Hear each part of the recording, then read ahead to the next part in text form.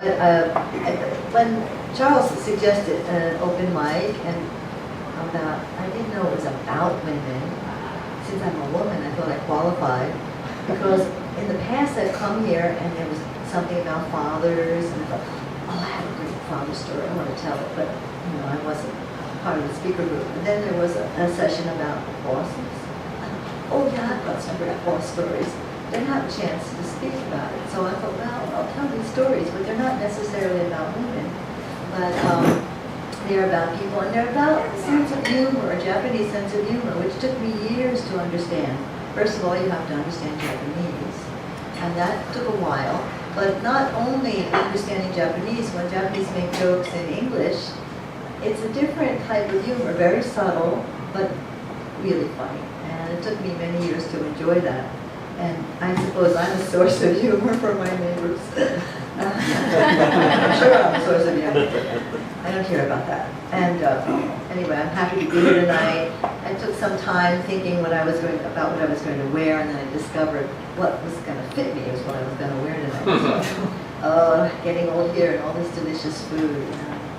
And today a friend sent me this about aging, so I thought I would include it because I wasn't going to bring notes, but then this came timely this morning, and it says, the biggest lie I tell myself is, I don't need to write that down, I'll remember it. And that's why I have this paper, forgive me, but I know I'm going to forget it if I don't bring it and write it down. So one of the things about when there was a session about dads, fathers, I remembered a story about my father's funeral I wanted to share with you. My name's Clancy, we're Irish. So my father died very suddenly. He didn't like to go to doctors, and every doctor he went to was suddenly, Yalisha. I mean, they were quacks. And so many doctors would attend to my father and I'd say, Mr. Clancy, would you like to see my colleague down the hall there? And send him on his way. So he didn't go to doctors unless we pushed him. So it was quite suddenly, he died quite suddenly. And so we decided that we would all get together the night before his funeral. I have two brothers and sisters with their husbands and wives came. Another sister came from San Francisco. I flew in from Japan, and my mother. And so we were telling dad stories in the old Irish tradition and laughing and having a really great time. It was one of those restaurants. I live in a blues town in New Jersey. You have to bring your own, if you're allowed to bring your own. So we had setups, and the waitress was taking care of us. But we were hysterical. My mother was wiping tears from her face. And if you've never done this, you don't have to wait till a parent dies, but you can get together because all of your perspectives are wildly different. And they're really different depending on what sister or brother is telling the story. So we were really having a good time, laughing a lot. The waitress came over and with a big smile on her face and said, well, I haven't seen a group of people have such a good time in a long time. It's really a pleasure to wait on you. What's the occasion? And then looked at me and said, our father's funeral. This woman's face. You could see all these muscles moving. She was really unsure of what kind of response to make, and she just backed away, very unsure of herself, and left us alone. And never did any more with the setups. It was too bad, but that was the story about my father's funeral. I have another funeral story. I just had my hair done today, and I was reminded of it. I have three good Japanese girlfriends, and one of the girlfriends, her father died. So Anchan and Tanya and I got in our black dresses, and it was one of those Brighton Hall type places where they have, 3, 4, 5 stories of viewings and funerals and so forth going on. And the three of I drove over. It was someplace in Nishioji. And we got there, we rushed in because there's this time limit, you have to get there while the viewing is going on. And we got up to the gate, the door rather, and there was all the lists of all the people's names that had the viewing going on. And there was a receptionist that came out and said, in very solicitous language, can I help you? And whose viewing did you come to see?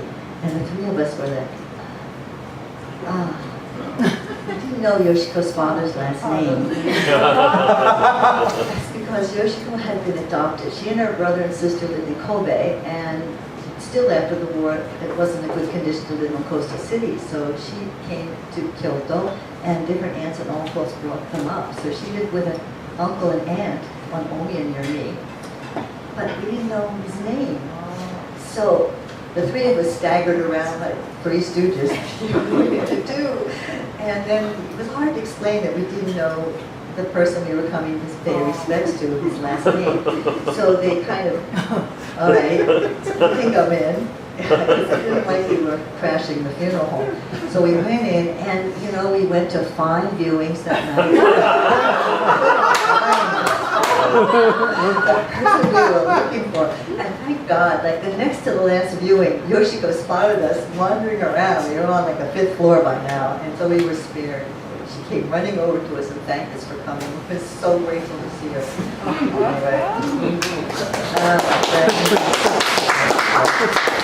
Bosses. I worked for 10 years at Kaneko, the main office of Kaneko in Osaka. I had 2 great bosses. I was the assistant, the English-speaking assistant to Fukunaga-san. And he was the homucho. He was the top of that department. There was 3 divisions. My division was Gaiboku. And Mr. Nakatsugawa was the bucho and head of that division. He had a very wise sense of humor, and they all spoke English. You had to speak 2.5. You had to speak 3 languages in order to get into the office. So we spoke English often, and one day Mr. Fukunaga was regaling everybody with wartime stories and how he worked in the Zero fighter plane factory. And one of his jobs, hadn't gotten to the age where he could be drafted, but he was just prior to that age, and most high school kids were working by then, and he was in charge of taking care of the undercarriage of the Zero fighters so that it wouldn't release, they could never land. And he was going on, and he was elaborating it, and everybody knew that he didn't have very many mechanical skills, and Mr. Nakatsugawa was reading the paper. The Yukon comes in, and everyone in the Japanese office reads the Yukon so they can get overtime. But anyway, he was sitting there reading it.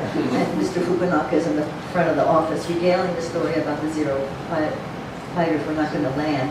And I can hear this voice of Mr. Nakatsugawa coming out and saying, another reason why we lost the war. I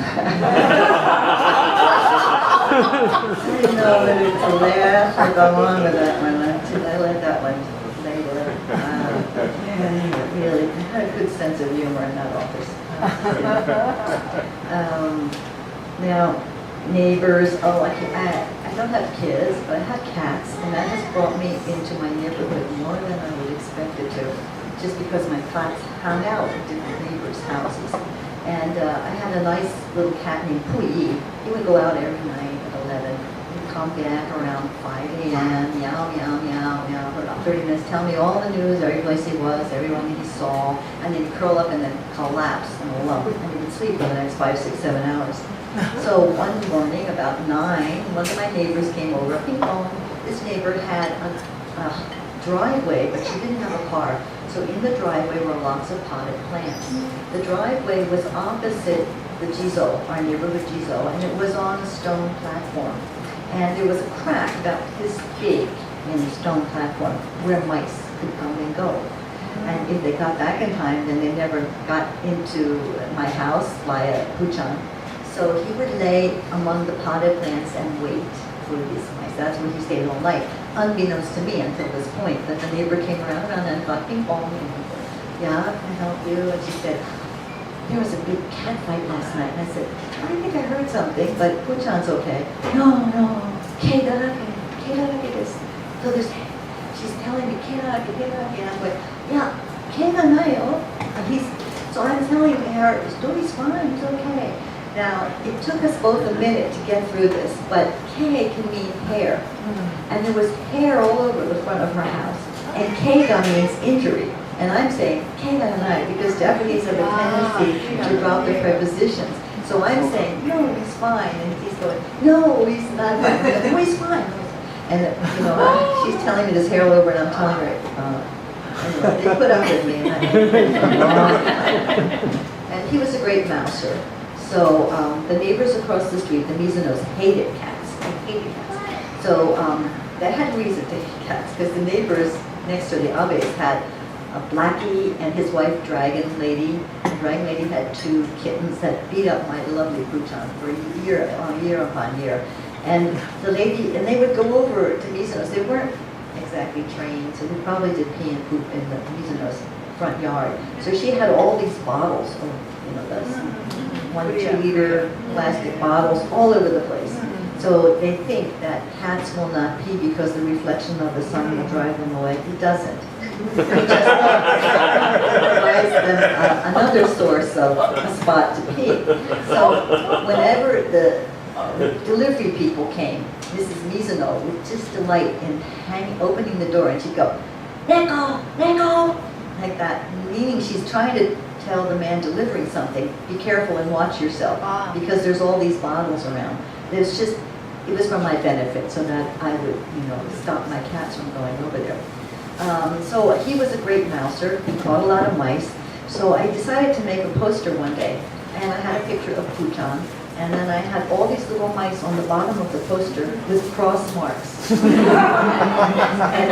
he's the really, Ichiban Hataraki Bachi Neko. He was the hardest working cat in the neighborhood, and it showed all his kills. So I put the poster up, and I put it on the front of the house. And Mr. Mizuno came over one morning and said, "What's that?" I explained, he's the best working rat killer in the whole neighborhood. And he just, chug. It's a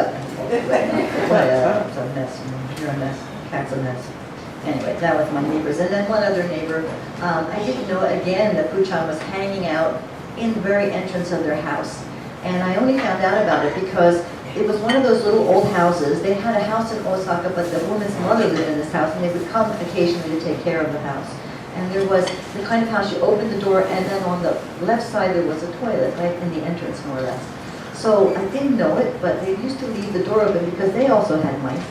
And they knew Bhutan was a mouser, so they let him come and sleep there at night. And he used to sleep on the first step. And I didn't know about it until one night the husband was stumbling around looking for the toilet and stepped on him. And he ran away and didn't go there for a long time. So then I guess he forgot that, and he went back. And then again, one summer night, the woman came running around my house in her nightie. It was 11 p.m. or so, and she came, "Please come here, Bhutan's going wild upstairs." I was like, "That's strange." So I went up with her and went upstairs, and it was a very typical house with the tokonoma and the sugi, the nice pillars. Well, to catch up the mice, she had put out one of those really sticky mats. And he walked in it, and it was really strong. One of those things probably would put glue you together, super glue. He was going wild, and to get out of he was running up against each piece of furniture and pillar and all the tokonoma. It was really a mess. And he was going wild. He couldn't, calm down for me to catch him. So I finally did catch him with the mat, and I ran home, and the only resource was to cut it off of him. But after I met her in the bath, for weeks after that, we told each other remedies of how you could. I looked on the internet, I asked friends, well, a little talcum powder works on the beam, or maybe you just have some oil, olive oil might help. And we traded remedies on how to get the stuff off the cat and her furniture. Weeks after that. But we stayed friends. And then the last group I'd love to talk about is I go swimming at Konami Sports in the pool. And I started swimming there because I had broken my arm, my shoulder had to be remade, and I thought, well, I should do that. But I was feeling a little embarrassed, like maybe I'm going to be the oldest person in the pool. I turned out to be one of the youngest, even 10 years ago, I was one of the youngest. It is a real geriatric feast to go in there. And now I'm like middle range. So there are some really wonderful revolved ladies that hang out there. And one woman looks like a sack of potatoes in a swimsuit, bold-legged, and she's just really funny. And she writes beautiful calligraphy. She's been published in the newspaper, but she has a way of delivering lines that is really great. So they all share things, like the day before they'll talk about a great pickle they made or something, and then they'll bring it the next day and they'll give you something. So there were 3 of these ladies standing on the side of the pool doing this kind of deal. So I got out of the pool and said, dealing drugs over here? And she said, yeah, we're all sold out, none for you. So I continually bug her by saying, you're sold out again today. And the pool is really nice. And we were swimming the other day. Oh, we were take after you swim, you go into the pool, to the Ofuro, and you're sitting there. One of the ladies was in and complaining about the shower head. Something was wrong with it. So one of the other cards in the pool, the bathtub with me, said, "And yeah, why don't you fix it before you get home?" I'm like, okay, you know, this kind of humor coming from all sorts of spots that I never expected to, but it's always really enjoyable. Talking about age, here are mist rooms, saunas, there's lots of, there's toilets, there's tubs to relax in around the Konami Sports Pool. And so one time I was swimming and there was a little bit of tissue paper in the water floating around, and I remarked upon it. Mrs. Aoki, the same card, said, with this group, it's probably someone's diaper. The humor that goes around that pool always surprises me. It's remarkable. And so I'd like to return to women with one more story about my mother. As I started with my father's funeral, I'd like to end with his burial. And the day after he was buried, my mother and I went out to the cemetery. And my mother was just standing there. She was in shock. It was very quick. My father died. He was in the hospital for 6 days. The 5th day, we thought he'd make it because he woke up and started yelling, "Quack, doctor!" That something went wrong. And he was of an age when there was a domino effect. And then he died. So my mother was looking at the flower stones burial plot, and it was a fast transition from a hard-working, hard-suffering wife to a mother to a widow. And as we stood over the grave, she said, "Is that all there is?" And I said, "Well, no, we just really have to enjoy getting there, don't we?" And then she said, "All the hardships we've had as a couple, and me as a mother raising 4 thankless children." I thought, those were the bad old days, but you know, now I realize they were really my good old days. Thank you very much.